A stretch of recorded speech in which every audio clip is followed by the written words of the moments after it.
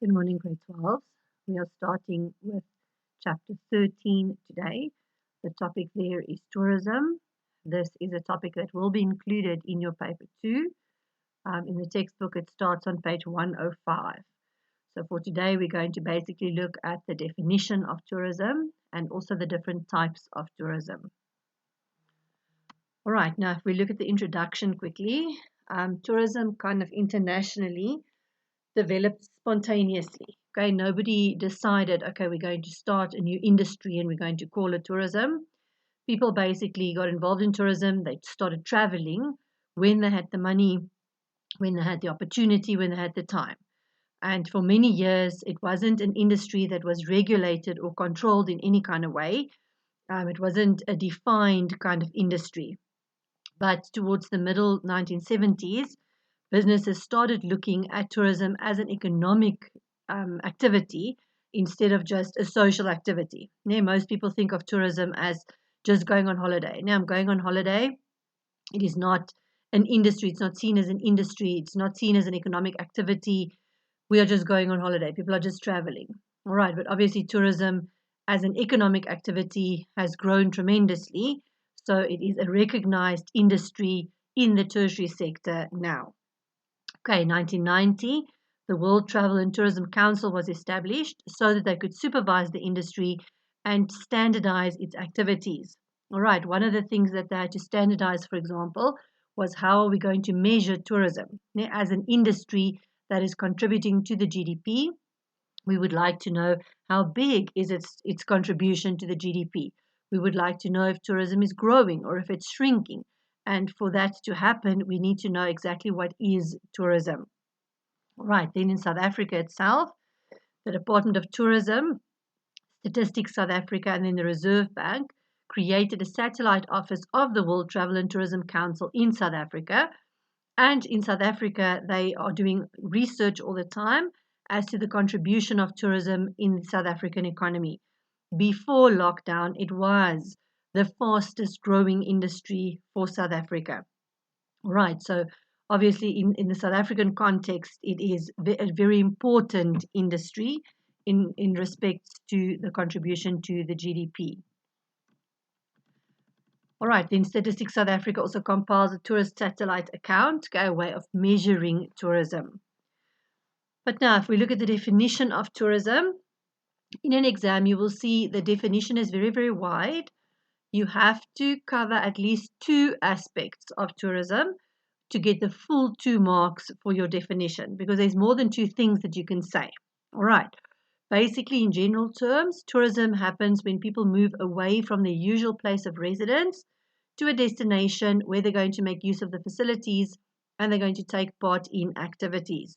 So when people are traveling away from the place where they normally would live, where they would normally spend most of their time to live and eat and work and breathe and attend school, whatever, if they travel outside of their normal environment, then generally it is seen as tourism. Okay, but this definition is very vague, right?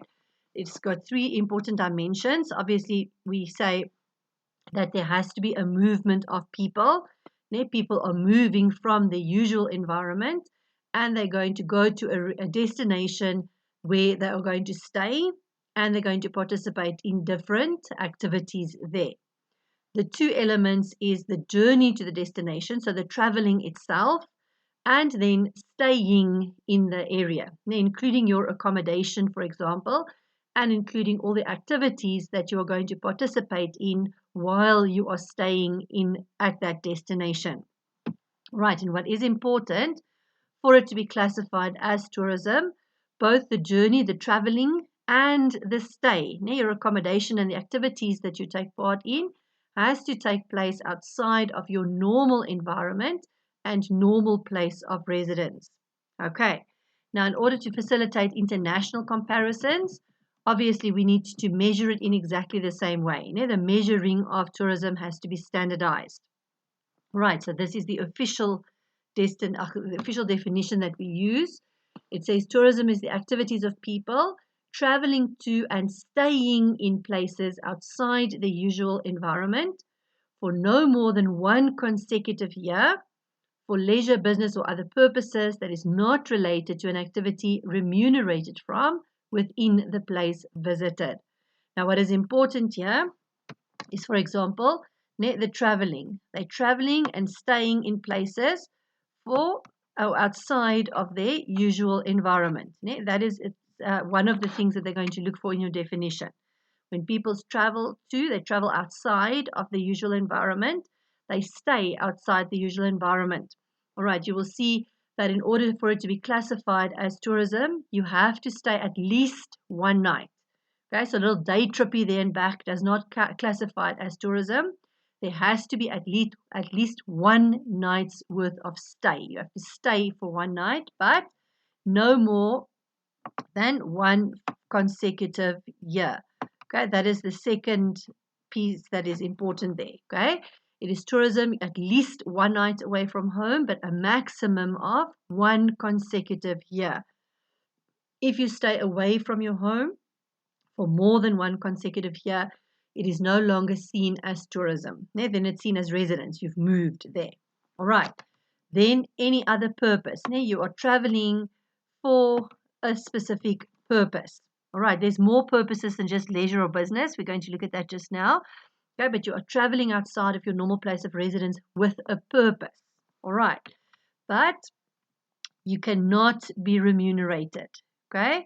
You cannot be remunerated. That's very important. If you go to a place, you travel outside of your usual destination, and you are involved in activities there that you get paid for, it is not seen as tourism.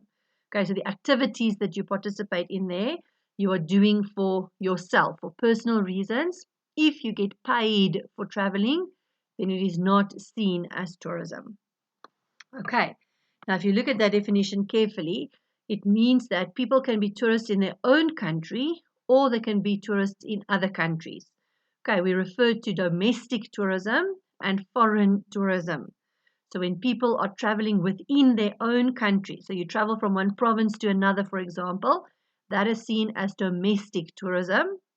And when we travel to different countries, when you go on holiday or you travel to a different country, then you are seen as a foreign tourist.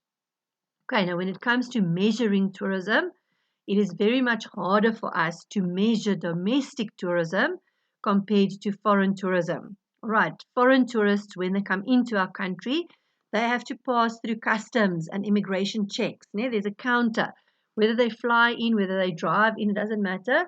There's always a customs office that they have to go through to have their passport stamped. So it's very easy for us to count how many foreign tourists are coming into our country and how long they are staying. Because we can see when they're coming in, we can see when they are leaving again. Because it's easy for us to obtain this information when they go through customs. All right, whereas if we are domestic tourism, there's no customs there. We don't move through checks. We don't have our passport checked when we move from one province to the other. It's harder for us to know if people are traveling around inside of their own country. Right, basically what we look at for domestic tourism is when they book into a hotel, right? They look at number of hotel stays. Now, how many nights did you sleep in a hotel that is away from your usual place of residence? When you book into a hotel, obviously they require, when you make the booking, your residential address, etc., so they can see where you are originally from. Okay, so they literally count domestic tourists as, once you have to stay over at any kind of accommodation, whether it's a campsite, whether it's a hotel, whether it's a B&B, all right? So when you travel, where you sleep, that is how they count. Now, how many people are booked into hotels, etc., etc. All right. Now, in order to measure international flows of tourists coming in and out of the country, so in other words, your foreign tourism is also again split into outbound and inbound tourists. Okay, this is only true for foreign tourism. So our outbound tourists are those people who reside in South Africa, so South African citizens that are going to tour to travel to international countries. So the South African people traveling to foreign destinations, they will be called our outbound tourists. And then foreigners traveling into South Africa, they will be seen as inbound tourists. Okay. Then if we just quickly look at the types of tourism, obviously we said that people travel for various reasons. Okay, there's different reasons why people travel, and it can include the following. Obviously, this list is not exhaustive. Okay, so there's things that might be not on this list. All right. But the first category of, or first reason for tourism is for leisure and recreation. People travel for the purpose of leisure and recreation. So people are basically going away on holiday. They go away on holiday, they visit friends and family that is staying in a different place, and then they participate in the activities that is offered by the destination, the area that they're going to stay in. All right, so basically when people going on holiday, to rest, that is your leisure and recreation. Then we also have cultural tourism. Okay, this is tourism where visitors are given the opportunity to experience different cultural and traditional community lives of the country's inhabitants.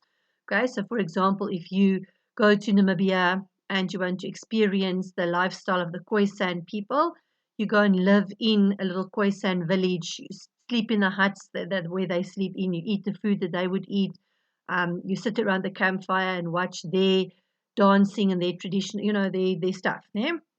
Okay, so if you want to experience different cultural experiences, you want to get exposed to different traditions and community lives, that is defined then as cultural tourism. All right, so it will include the following. Okay, it includes visiting museums, visiting art galleries. Any art form is seen as a cultural thing. So if you go and watch the Zulu dances there in Natal, that is seen as cultural tourism. Okay, any architectural attractions, you want to go and look at the buildings, the designs of the buildings, like churches and mosques, cathedrals, because that it's a historical thing. Any historical buildings and stuff that you want to visit would be cultural tourism. And then also attending any festivals and cultural events, okay, religious events, like for example the ZCC church people that go to Polokwane for Easter. Okay, that is a religious event. Loads of people travel there. Okay, pilgrimages, as I said, the dancing, music festivals. Okay, if you go to the Grahamstown Music Festival, that is a cultural thing. Music and dancing, it's culture, it's part of culture. All right, the next reason for tourism or next form of tourism is called ecotourism.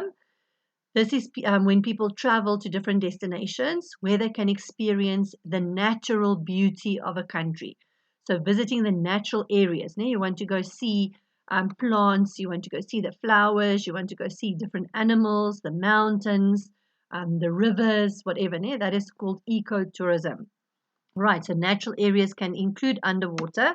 Okay, so if you go diving, for example, it can be seen as ecotourism because you want to go and see the reefs underneath the water. And the wilderness areas, Drakensberg Mountains, if you go to the Pilanesberg Mountains, if you go to any game reserve, that is part of ecotourism, because you want to see the animals there and the wildlife, etc., etc. All right, if you want to enjoy the climate, the sunshine, the sea, now remember I said water is also part of ecotourism. So if you go to Hartbeespoort Dam for the weekend, so you can spend time next to the dam where the water relaxes, you want to go fishing, etc.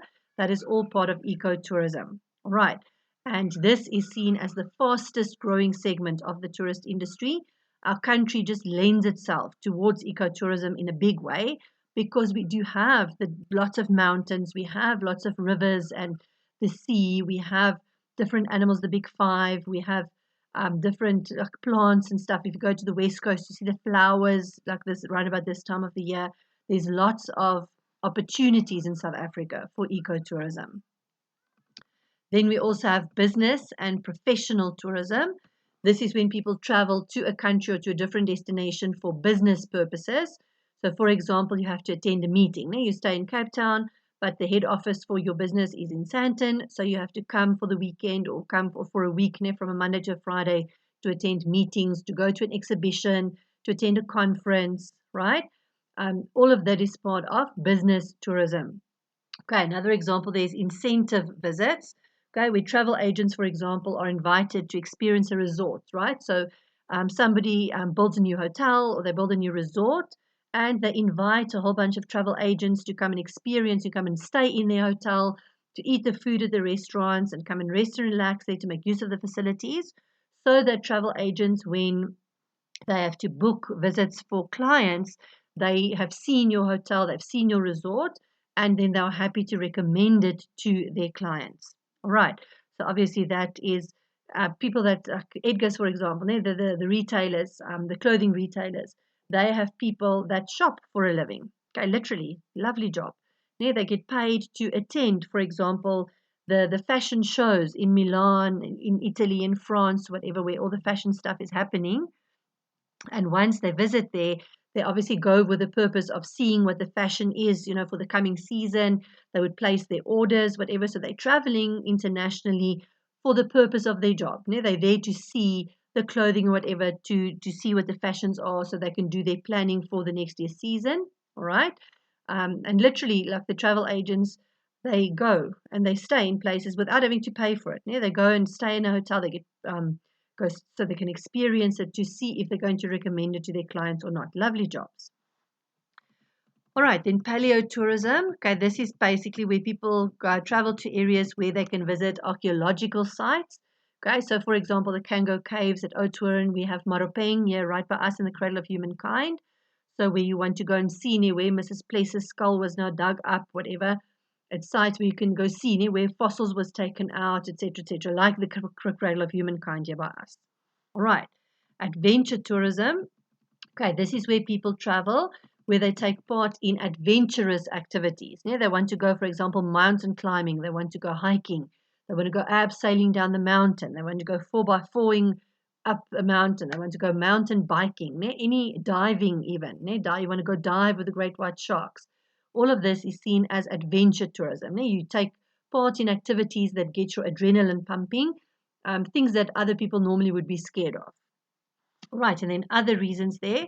Obviously, people travel to different countries for study purposes. Okay, if you think of Monash University, there's a lot of foreign students that lives in the reses there that are from surrounding African countries. They come into South Africa for the purpose of studying at the university, but this is not their place of residence. Okay, so they are traveling for the purpose of study. There's a lot of people internationally, like from Europe and that comes to South Africa to receive medical treatment, okay, specific cosmetic surgery. Okay, so they would get a package, they would come and have cosmetic surgery, facelifts, whatever, boob jobs, tummy tucks, whatever, fix their noses, lift their ears, whatever the hell people do nowadays.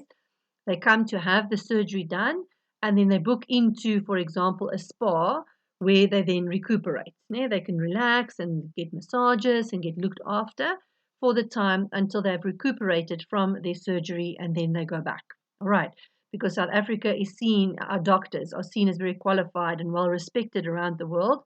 So people will travel to have certain operations done here. It is also obviously, you can think in terms of Europe, it is sometimes a lot cheaper for them to come and get their medical treatments here because their currencies are so much stronger at the rand. All right. So just one more thing, okay, before I end the lesson. We talk very often about sustainable tourism.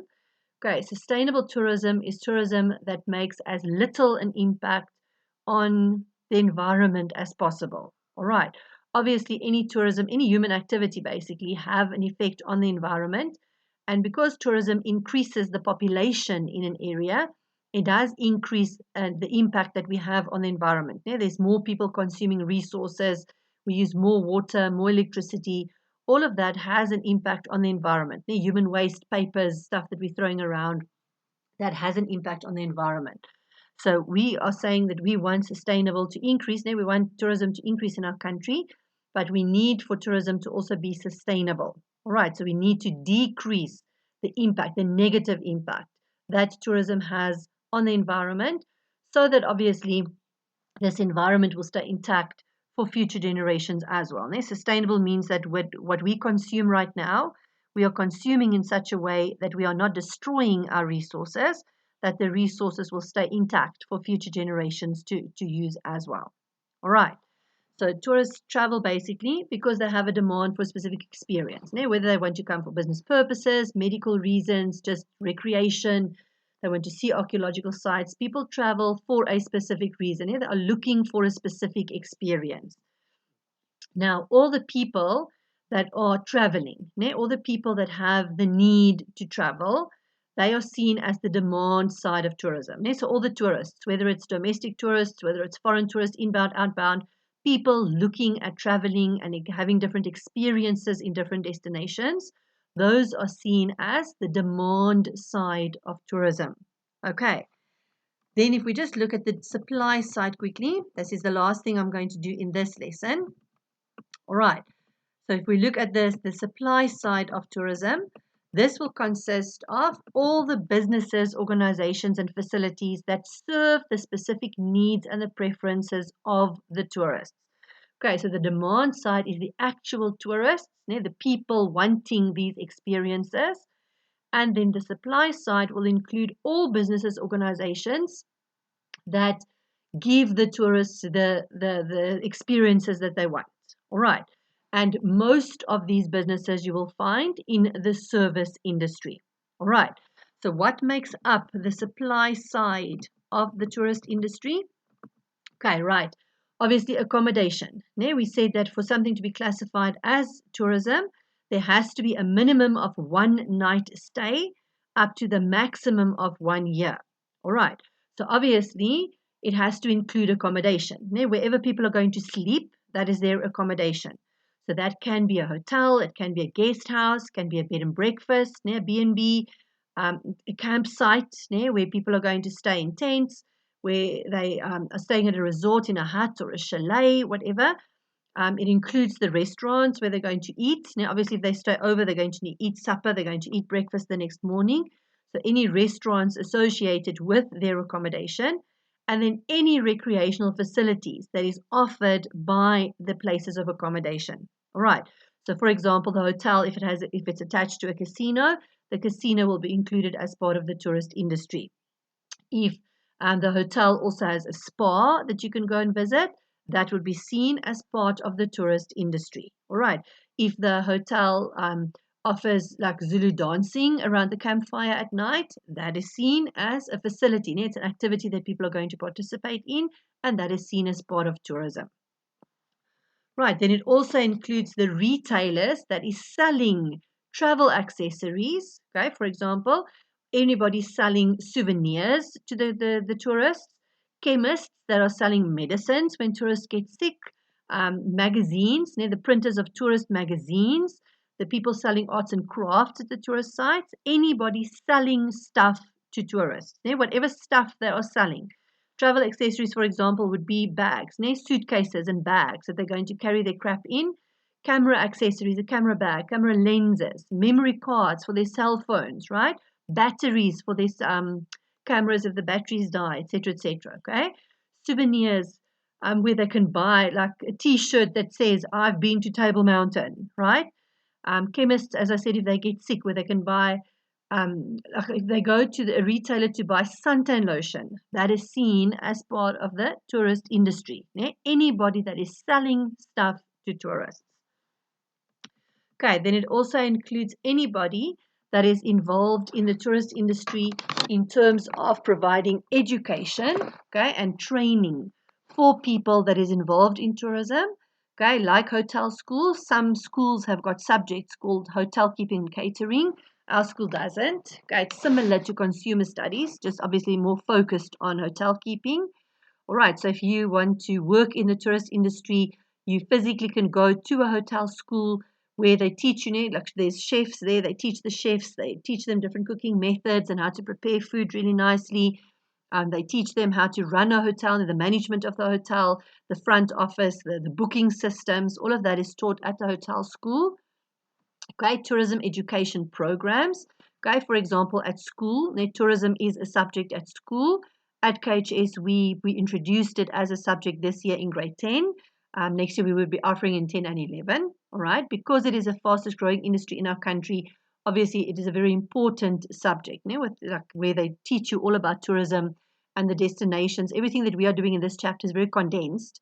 Obviously, if you take tourism as a subject, you do it way more detail than what we are doing in this chapter. All right, so tourist instructors, those people teaching, for example, the travel agents and the tour guides or whatever, the instructors, everybody that's involved in education and training of some sort. All right.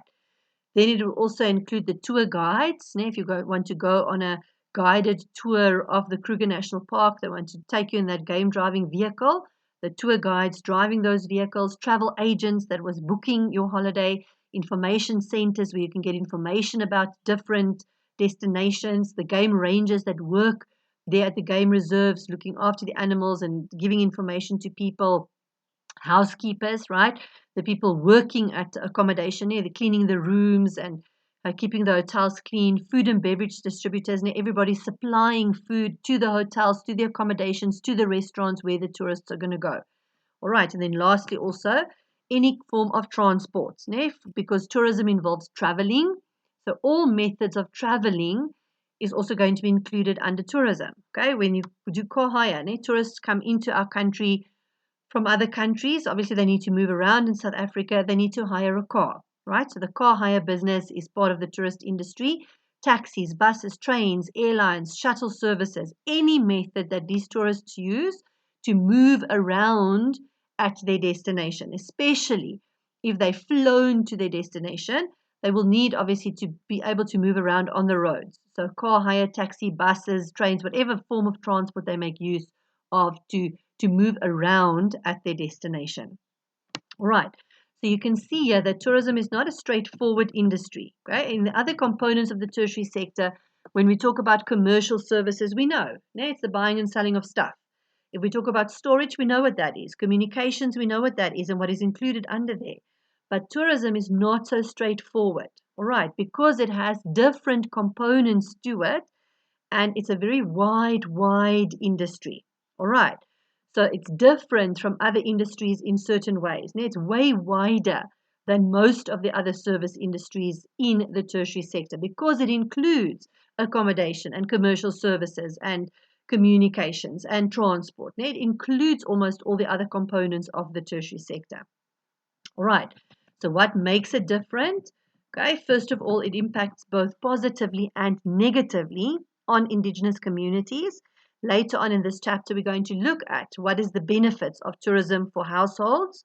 Okay, what is the impact that it has on the people of South Africa? Okay, there's a positive impact in terms of, for example, job creation, but it also impacts negatively in that in certain cases people can lose kind of their cultural identity because of exposure to like different tourists. Right, but as I said, we're going to look at that in detail later. Then very important, some inputs in the tourism industry, some of the activities that people participate in where once they reach their destination, it is called a non-price element. It has non-price elements. All right, which means that it is stuff that people don't necessarily pay for. All right, so when you go to Durban or you go to the coast, yes, you pay for your accommodation, whatever, but every single day you go down to the beach and you go sit on the beach for hours. Nobody charges you any money. You don't pay money to go and sit there on the beach, but you get enjoyment. It's an activity that you are participating in. You're swimming there in the sea. You go for a walk at sunset, just to go and sit and drink a cocktail when the sun sets. When you're sitting there watching the sunset, these things don't cost money, but it is part of the experience. So the monetary value basically of tourism is underestimated in the sense that certain things we cannot quantify because people don't pay for it, but they come to the destination to receive, to participate in that experience. Okay. Thirdly, tourism affects and is affected by the natural environment and the basic infrastructure. All right, so first of all, tourism is affected by the natural environment. So if we have a natural environment that people want to come and see, for example, tourists come to see the Big Five because we have the Big Five. Okay, so the fact that we have the Big Five is causing tourism. Okay, if your infrastructure is good, it is going to increase the tourism, right? So your infrastructure environment affects the level of tourism that you have in the country, but at the same time, tourism also affects the natural environment. As I said, tourism, human activity, it has an effect on the environment. It increases our consumption of water because there's more people now. There's more human waste, papers and packaging and stuff that gets thrown into the natural environment, increases pollution. It increases the demand for fish, and our fishing resources is under pressure. It has an effect on the natural environment and on our infrastructure as well. All right. I already said it is a very broad concept because it is a combination of different industries. Now, we cannot just talk about tourism. Tourism includes accommodation, transport, communications. It's a wide, wide field. All right. So it has interaction with other service industries, as I said, like transport, like accommodation, like retailing, when people buy stuff, etc., etc. All right. So it also affects recreation, entertainment, catering. The more tourists there are, the more food we need to provide, right? Travel insurance, car rental, the souvenir shops, all of that stuff is affected by tourism as well. It's included in a way. Not all, obviously, not all transport is seen as tourism, but when transport is paid for by tourists, it is classified as tourism. All right. So it's a very difficult industry to actually quantify. Right, and this is where I'm going to stop for now.